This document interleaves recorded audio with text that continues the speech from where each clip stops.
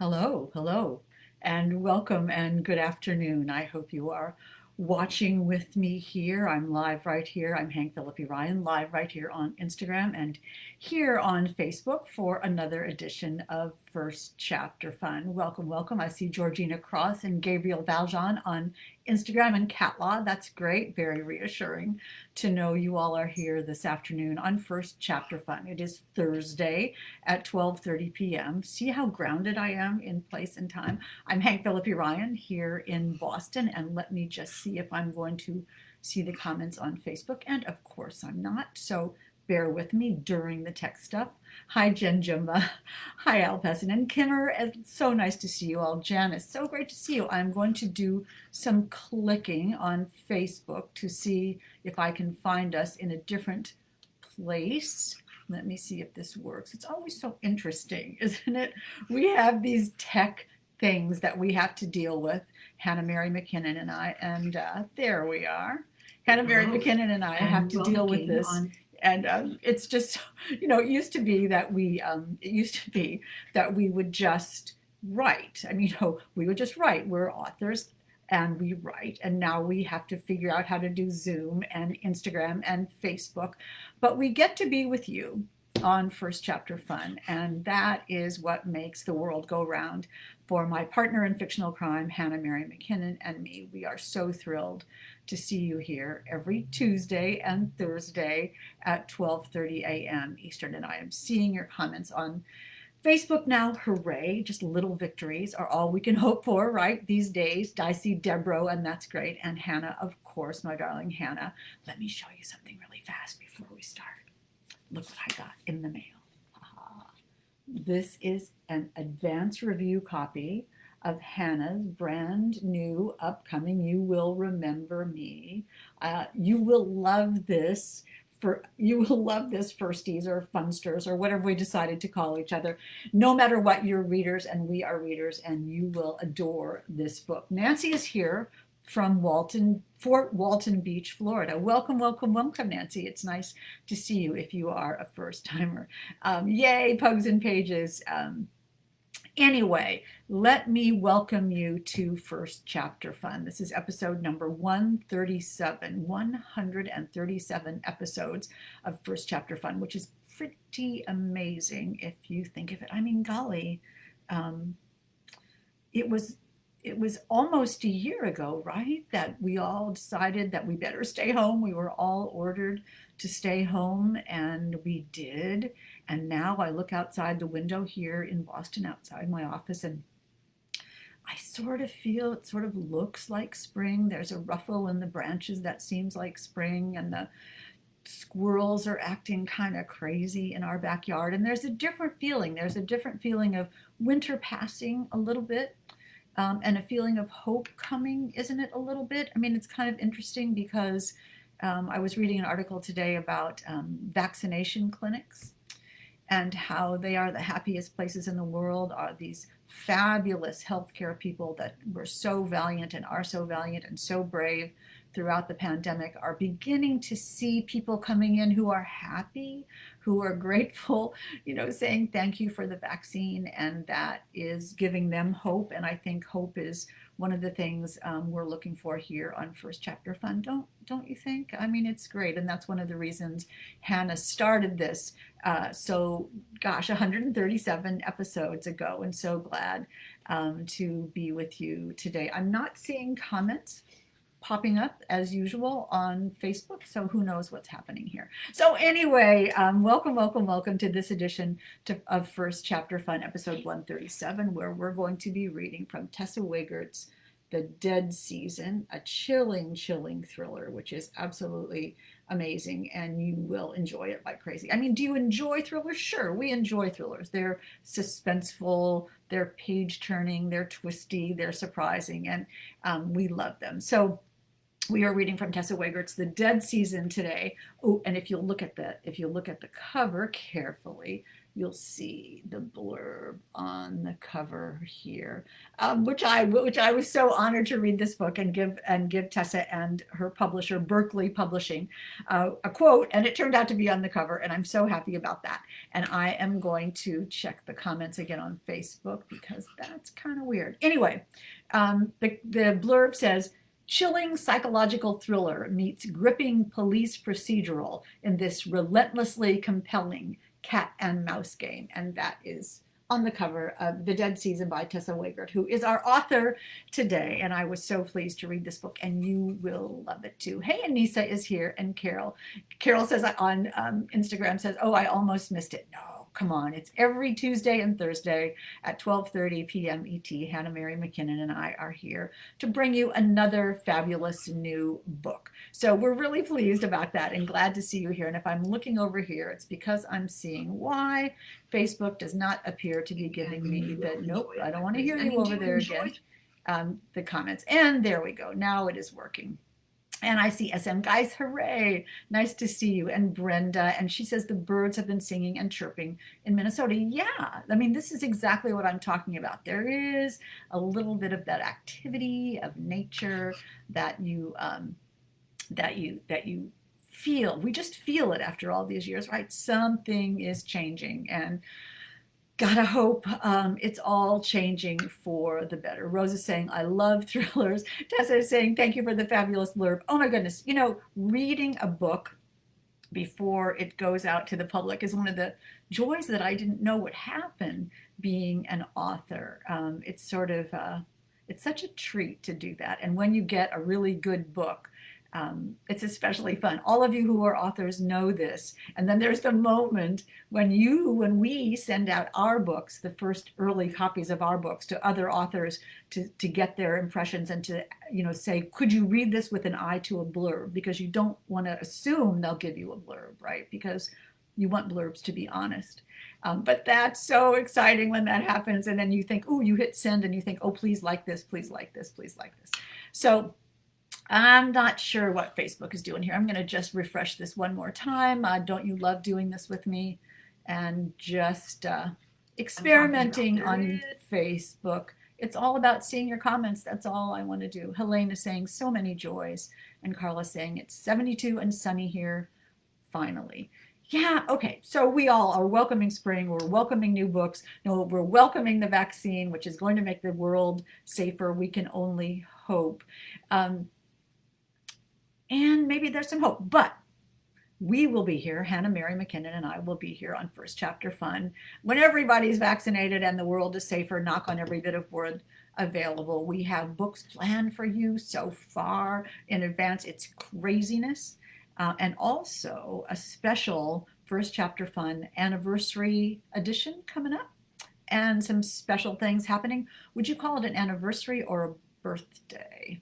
A little bit of each, right? A little bit of each. So welcome, welcome, welcome. If something happens on Facebook or something happens on Instagram, as we always say, you people who are veterans, and we love you, will say this with me, and the people who are new should know that if our broadcast goes down here on Instagram or here on Facebook, we will do it again. We'll come back. It's us, not you, and we will make sure that you hear Tessa Wegert's first chapter of The Dead Season. I see Lisa Peters and Sarah DeVello. Yay, Sarah, of A Mighty Blaze. Sarah is a sensationally, superly good interviewer who does a lot of the mystery and thriller interviews for A Mighty Blaze. And if you don't know about A Mighty Blaze, go to their Facebook page, not right now, but later when this is over, and check out all the wonderful, fabulous authors you can meet on A Mighty Blaze. Carolyn Levitt and Jenna Bloom started it, kind of when Hannah started First Chapter Fun, again, because so many authors were getting lost in the pandemic. And it was a very generous way for all of those people to make sure that we as readers can still discover new books, and we as authors cannot feel that we're out there alone in the wilderness. You'll see that I have my Cuyahoga County Public Library mug with me today with tea. And thank you for putting the what do you call that word that I'm looking for so unsuccessfully? The link to A Mighty Blaze on the calendar for us in the comments. And Hannah Rose is asking, what is the release date for this book, Hannah? Will you put that in the comments for us? So what are we here for? We are here to hear Hank cough. The first chapter of a brand new book, which is out now, called The Dead Season by Tessa Wegert. And let me tell you a little bit now about Tessa Wegert. Tessa Wegert is the author of the Shana Merchant series of mysteries, beginning with Death in the Family. Prior to writing fiction, Tessa was a freelance journalist for almost 20 years, during which time her work appeared in such publications as Forbes, The Huffington Post, Adweek, and The Economist. Tessa grew up in Quebec, near the border of Vermont, and now lives with her family in coastal Connecticut, where she writes while studying martial arts and dance. That's quite a combination. It's sort of a logical combination, though, come to think of it. So let me tell you a little bit about The Dead Season. As I said, is out now from Berkeley Publishing. Here's what it says on the back cover, which I hope you'll be able to see for yourself. Hey, Kristen Bear O'Keefe is saying, I love first chapter fun. And Carla is here. That's great. Just making sure I see and welcome you all. Jen Jumba is saying, love the mug. I think I got this from you, didn't I, sweetheart? So without further ado, about The Dead Season. Senior investigator Shana Merchant has spent years running from her past, but she never imagined a murder case would drive her to the most dangerous place of all, home.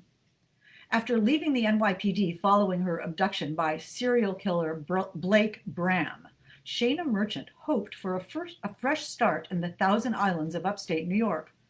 Her former tormentor has other plans. Shana and Bram share more than just a hometown, and he won't let her forget it. When the decades-old skeleton of Shana's estranged uncle is uncovered, Bram issues a challenge. Return home to Vermont and solve the cold case, or the blood he spills next will be on her hands. As Shana interviews members of her family and the community, mining for secrets that could help solve her uncle's murder, she begins to realize how little she remembers of her childhood. And when Bram grows impatient and kidnaps again, leaving a trail of clues Shana alone can understand, she knows his new victim will only survive if she wins the psychopath's twisted game. In order to solve one mystery, Shana must wade into her murky past to unravel another. Okay, is that a pretty fabulous setup? You have to believe that that is going to get you right into this fabulous book. And as I said on the cover, it is a terrific cat and mouse game. I don't think I've ever read a story where the bad guy makes the victim who escaped solve a mystery or else. And I thought that was kind of a brilliant hook. So without further ado, I know Jen Jumba loves the ado, but without further ado, oh yes, Hannah is saying, don't forget the giveaway we have today. How could I forget the giveaway we have today? Tessa is giving away a copy of The Dead Season, The Dead Season, get the title right, Hank. One copy on Instagram and one copy on Facebook, and she will give it to one lucky commenter in the US and Canada only. US and Canada only, please, because otherwise, and we're so sorry, but the postage is incredible. Please clarify Shana and Tessa. Shana, I always want to call her Shana. I just picture Tessa when I read Shana. So that's one of those things where the main character and the author just sort of blend together in a gorgeous, gorgeous way. So let us know if it's US and Canada or just US while I read you the first chapter of The Dead Season. Now let me tell you that when you read the book itself, and I know you will, there is a prologue, but I'm not going to read the prologue to you. I'm going to go right to chapter 1, and you will see why when you read the book. All right. Chapter 1 of The Dead Season by Tessa Wegert. Bullshit. Nope. I turned the cards over on the table between us, and there it was. 3 aces takes the game. McIntyre groaned. I hate playing with you. You're so damn lucky. Me and my charmed life, I said, deadpan, as I gathered the cards in a stack and tapped their rounded corners into place. Across the table, McIntyre tried and failed to catch my eye. This has got to stop, Shay. She was talking about my mood. It had been black lately. She wasn't wrong about that. 4 months since my rebirth in the Thousand Islands. 3 weeks since it all went to hell. Tim once told me things were simple around here, but that was before the murders and the drowning, the fiancé I kicked to the curb. If that was what passed as simple in upstate New York, I didn't want to see things get complicated. I reached behind me, pulled a blanket from the back of my chair onto my lap, and smoothed the fabric over my knees. There was a quilt for every patron on the covered patio at Nellie's Bistro, thoughtfully placed for Clayton's chilly mornings. I was only a little cold, didn't need to throw any more than I needed a 3rd cup of coffee, but the card game was over, and I found I couldn't quiet my hands. I know, I told Mac. It's not that easy. Who cares about easy? You're Shayna Merchant, the badass who solved the bloodiest case these parts have seen in years. Baptism by fire, as they say, or in my case, water. Cue the ticker tape parade. Great idea, she said. Only instead of ticker tape, we'll shred those damned corruption case files from my desk and blanket Church Street in confetti. Bear claw? I looked askance at the pastry in her hand. Isn't it taboo to chase breakfast with dessert? It's my birthday. Not yet, it's not. Extricating a slice of almond from the frosted dough, she swiped at me, cat-like. Close enough. And when you're 50, you get to do whatever you want. I'm thinking about chasing this dessert with that hunky Canadian border guard. I laughed, had to, because I knew which guard she was talking about, and he was more scrumptious than any pastry Nellie's could produce. Where would I be without Maureen McIntyre and her uncompromising humor? It still came as a shock to me that we were friends, especially when I thought of her in the context of her work. If someone manufactured Sheriff McIntyre posters for fangirls, I'd have one taped to my bedroom wall, if I had a wall to call my own, that is.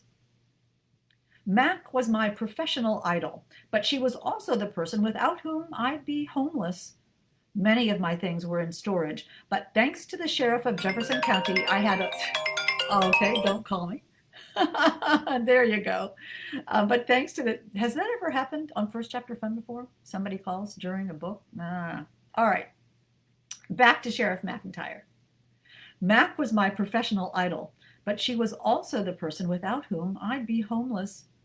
Most of my things were in storage, but thanks to the sheriff of Jefferson County, I had a lazy boy couch and the best company a person in my situation could hope for. When I moved out of the apartment I'd shared with my ex-fiancé into McIntyre's place in nearby Watertown, she made a point of telling me she wouldn't push it. Talk when you're ready, she'd said, just as she did in July when, brand new to the job, I'd opted not to tell my closest colleague about my variegated past. She didn't force me to share my secret pain with anyone. This was more of the same. The chin-up routine Mac kept rehashing had to do with my ex and the betrayal I had endured by his hand. Despite her intuition, though, Carson Gates was the last thing on my mind. The thin line on my 4th finger left behind by my engagement ring was proof I'd once loved him. Soon that would be gone. No, Carson wasn't the reason why, as McIntyre dove into a story about the couple who spent an hour in her office arguing the innocence of the 4 Watertown officials accused of misconduct. I couldn't stop sizing up every man in the room. That one with the wife and kids is too short, but his gaze cut me twice after he sat down, and his voice when he ordered sounded tight for a Saturday morning. The guy who just walked in with his girlfriend is the right height and build, but his features are off. My eyes lingered on the stranger's face anyway. With a prosthetic nose and some liquid latex available online for less than $20, It would be a convincing disguise. Beyond the covered deck where we sat, wind raced toward us across the river and assailed the clear plastic flaps that enclosed the outdoor seating area. When the man caught me staring and his mouth crimped at the side of my scar, I couldn't help but go rigid. For half my life, I'd looked at the mirror in the skinny white mark that ran from the crook of my mouth all the way to my left ear. Yet I often forgot it was there until I saw it reflected in someone else's expression of distaste. I turned my attention back to my plate to find I'd finished off my breakfast without realizing it. Stress-eating session complete, I surveyed the St. Lawrence River. Nellie's shouldn't have been open this late in the season, but unusually high temps had convinced the owner to push on. Our luck was running out. With a cold front on the way, Nellie's was about to trade those patio flaps for plywood boards until next summer. There was no more pretending it was fall. The lusterless sun and biting breeze added up to one conclusion: winter was on its way. I swallowed the dregs of my coffee in one bitter gulp and said, "I'll miss this place." "Ah." Mac drew the word into a sigh. "I keep forgetting you're still a newbie. You're not used to it yet, but this is how things are around here." "Temporary?" "Cyclical. When the tourists pack up, all that's left is us townies. Not enough folk to support the local economy, including, sadly, a place like this. But come late spring, everything will open up again. New season, fresh start. You'll see."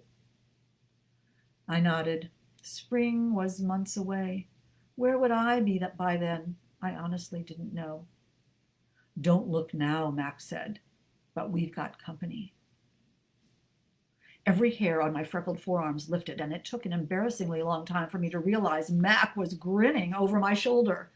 I turned to see yet another man striding across the restaurant, this one carrying 2 mugs of coffee from the self-serve counter near the entrance. I hadn't seen much of Tim Wellington in recent weeks, what with my suspension and the therapy sessions I was required to complete. That, plus the fact that I was actively avoiding him. The sight of him trying not to dribble coffee on the floor made me smile, but the corners of my mouth quickly fell back into place. Tim wasn't alone. "Sheriff," he shook McIntyre's hand. Then, "Long time, Shane." The nickname, a reference to an old Western movie, was starting to grow on me. I considered grumbling about it anyway for old time's sake, but my gaze slid to the woman by his side. I didn't recognize her. She was in her early 30s, like Tim, and had a small face and perfectly round eyes, not unlike those of a creepy Victorian doll.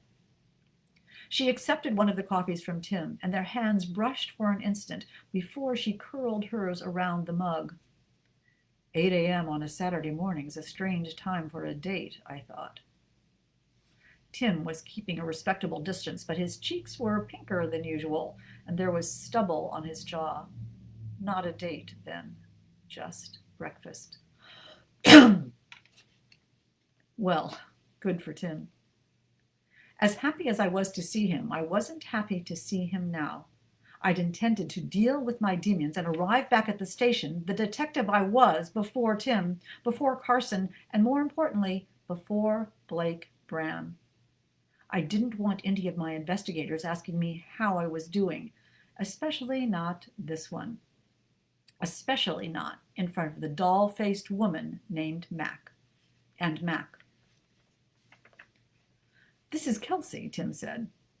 The woman rattled off a greeting, commented on the unseasonable weather. A local like Tim. When she was done, Tim turned to me. "Looks like you need a refill. I'll come with." I eyeballed his fresh pour, fragrant and steaming in his hand, and the woman he was about to abandon. "Right," I said, getting to my feet. We left Kelsey with Mac and made our way up to the anteroom, where we found the coffee bar unoccupied. Tim, who hadn't thought to leave his overfilled mug behind, cursed under his breath as the hot drink sloshed onto his wrist. "It's good to see you," he said, grabbing a wad of paper napkins as I reached past the thermal carafe of decaf for the good stuff. "That's looking better." He was talking about my hand, the burns I'd sustained during my last case, caused by a pot of boiling water and a troubled teenage girl were healing well. Before I could make a joke about swearing off cooking for life, Tim said, "How are things?" "Things are good." He raised his thick eyebrows. "Well, when is it?" So this is why he wanted to talk. "What, my fitness for duty psych eval, that old thing?" I stirred cream into my coffee, licked the straw. "Next week." "And you feel ready?" "It's not the SATs." "No, I know. You've been slacking off long enough is all. I could really use a hand back at the station." As the senior investigator for our unit, I head up our team. All the guys answer to me. But the time Tim and I spent on Turn Island investigating the Sinclair family altered the dynamic between us. "Been busy, have you?" As I said. I meant it as a joke. A-Bay in the off-season, as action-packed as grade school in summer, but Tim's face lit up at the question. "You have no idea. Last Thursday, we had a drug deal go south in a hurry. This divorced couple fighting over who gets to keep the clients. The hubby goes out to sell their mutual stash, and his wife tips me off, failing to realize she's implicating herself in the process." Dear God. "But wait, there's more. A motorboat got stolen from that RV park on Swan Bay, over by the Price Chopper. Shittiest vessel you've ever seen, and someone felt the need to nab it while the owner was on shore buying groceries. She calls herself Miss Betty, and she calls me daily to ask why I haven't found it yet. Says I'm a disgrace to the legal system." I laughed so hard I had to stabilize my mug. "Did you point out you're not a lawyer?" "Not yet, but I'll be sure to mention it when she calls again on Monday and Tuesday and Wednesday. To be honest, I'd rather take calls from Miss Betty than reporters any day." "Anyway," Tim said, "I'm glad you're here." Mac insisted we squeeze in one last breakfast burrito before this place closes for the winter. Here in the county, I mean. The atmosphere around us fizzled. "Where else would I go?" I said it lightly, but Tim's expression was somber. "You know where. I've been thinking about our talk that day in Oneida." I remembered it well. While we'd managed to close the Sinclair case, it hadn't been the cleanest of solves. I'd knowingly barreled into the scene a liability and did some serious damage. Our witnesses could have easily built a police misconduct case around me. It was a wonder they hadn't. The fact that I'd worked the case on Turn Island while still wrestling with PTSD was irresponsible on every level. Over the last weeks, the magnitude of what I'd done had settled on me like barbed wire biting into flesh. Little wonder the big guns wanted to know how it all fell apart, and how my conduct turned a missing persons case into an unholy mess. Behind us, a boisterous group of teenagers walked in and descended on the coffee bar. Tim cupped my elbow with his hand and guided me to a cluster of empty tables at the back of the room. "You've had some time on your hands these past weeks. Should I have knit you a hat?"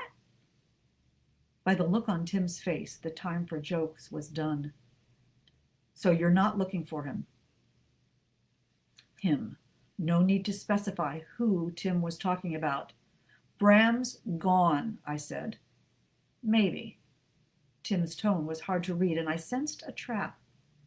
After he got away in New York, Blake Bram had every reason to leave the state. He could have changed his name. He's done it before. Or maybe he went home, back to Swanton. I don't think so. You don't think so because that behavior doesn't fit? Or you don't think so because you know otherwise? Nearby, the teenagers cackled as they filled their mugs. Under his jacket and heavy crewneck sweater, I could see Tim's shoulders were tense. "Bram could be gone," he said, "or he could be here. I should have brought the wrath of God down on Cunningham for printing your picture in that newspaper story. How'd they even know we'd be in Oneida?" "No idea," I said, with a pang of guilt. "The man's thorough, I'll give him that." "Look, I don't know where Bram is or where he's been since I left New York. There haven't been any more murders that match his M.O. That doesn't mean he's done." "But you are right. With him? Because you still haven't actually answered my question. The teens split into groups and took 2 tables, one on either side of where Tim and I stood. You should get going, I said. I don't want to keep you from your friend. I'd always thought of Tim's eyes as gray, but in the November sunlight that leaked through the restaurant's front windows, they presented as starbursts of blue and white. He blinked at me, nodded, and advanced on the patio door. As I fell in step behind him, I overheard one of the waitresses talking to the group of teens. Last bear claws for a while, she said. Better eat your fill while you have the chance. Nellie's last weekend. The dead season was coming, and there wasn't a thing I could do to stop it. Do you see the cat and mouse game underway even now? I mean, it's so perfectly set up. We know the characters, we know the situation, we know Shayna has come back, we know a really bad guy is still out there. We know as she scrutinizes every person who comes in to Nellie's restaurant, she's wondering, is it him? Is it him? Is it him? And if it is, why is he here? So this is why I love Tessa Wegert's The Dead Season. It is marvelously chilling, a real cat and mouse game, the highest of stakes, and a wonderful story. And as she's saying, winter is coming in the book, and we are happily out of winter, but this still makes it a fantastic book, The Dead Season by Tessa Wegert. And if you haven't left a comment yet, hurry, hurry, hurry, because tick, tick, tick, we're almost finished on today's episode of First Chapter Fun, and I want to make sure you get entered into the drawing for a copy here on Instagram and here on Facebook of Tessa Wegert's The Dead Season. So, as always here on First Chapter Fun, Hannah Mary McKinnon and I have so many more books to talk to you about and to read to you, and they're different. You know, sometimes we do thrillers, sometimes we do suspense, sometimes we do book club books and women's fiction and historicals, and we've even done science fiction. We love our cozies and all those kinds of things. But here is Carrie Callahan's Salt the Snow. Isn't this an evocative cover? Guess where that takes place? That's not so tough, right? This takes place in 1930s Russia, where a young journalist, an American journalist, goes to Russia to rescue her husband. Does that sound great or what? That is Salt the Snow, which we will be reading to you on Tuesday, right here on First Chapter Fun by Carrie Callahan, right here on First Chapter Fun at 12:30 Eastern Time. So make sure you join us. Kimmer's saying, love that era. Jen Jim is saying, absolutely gorgeous cover. Great, great, great. That was awesome. Thank you. What a wonderful reading, Hank. Thank you. And Hannah so much, says Tessa. Aw. Sarah DeVello says it's chilling. Tessa, you're so welcome. It's just such a responsibility to read for authors. And when we love the books, which we do, we want to bring you really fabulous books and we want to do them proud. So I'm glad you enjoyed it today. Jen Jumba saying, now I want a bear claw. Yeah, you know, the food in the books is one of those things that sort of an unintended consequence, right, of reading is that, ooh, you think bear claw, coffee, that sounds really good. But what sounds really good to all of us, to Hannah Mary McKinnon and I, is that you're well and happy and here and joining our community. Please bring your friends to First Chapter Fun. We'd love to welcome them as well and allow them to hear all of the chapters that we've read, which you remember, you can tell them. They can go to our videos on Facebook and our IGTV here on Instagram and read or hear every single chapter of every book that we've ever written, which is quite a library, right? Quite a library. And you can go to our First Chapter Fun page on Facebook, where Jamie and Allie are keeping track of the books that we read on Goodreads, and it's fabulous. What a great community. Okay, and I have gone over time, but I love you all so much, and I'm so pleased that you're here today and every day with Hannah Mary McKinnon and I. So until next week, say it with me. Stay safe, stay kind, and we love you so much.